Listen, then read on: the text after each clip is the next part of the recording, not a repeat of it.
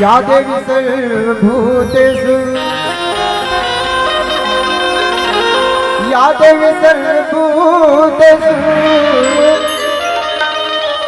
विद्यारूपेण संस्थिता नमः तस्मै नमः तस्मै नमः तस्मै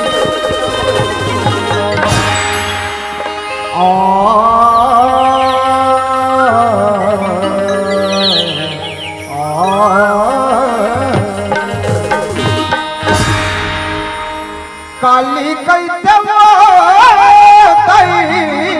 तोला महामयी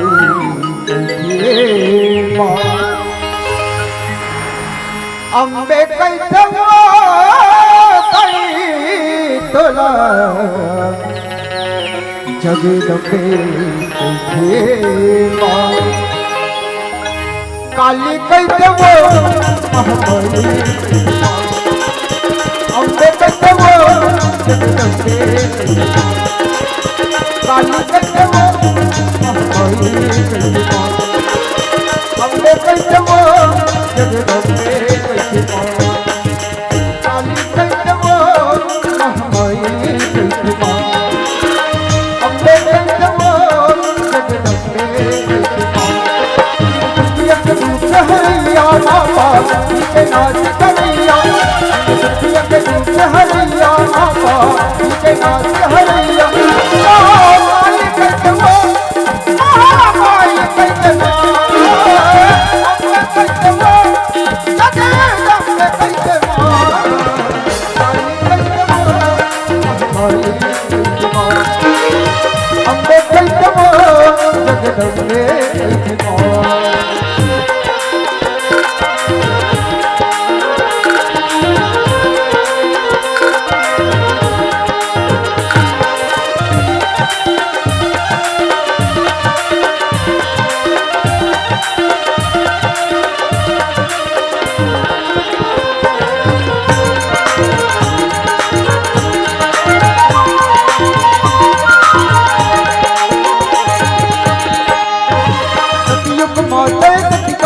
शंकर के नारी हमार सतियुग माते सती कहलाए शंकर के नारी हमार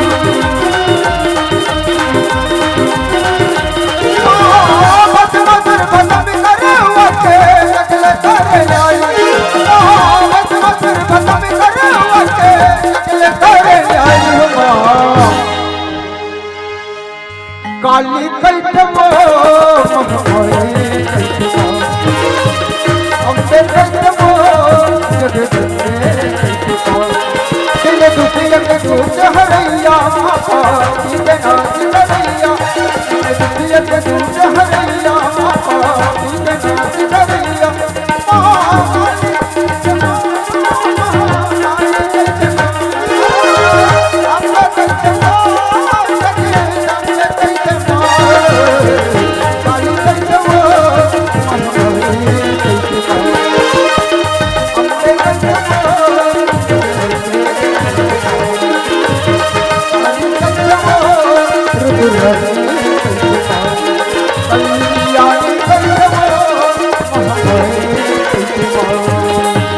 जोहार संगवारी हो।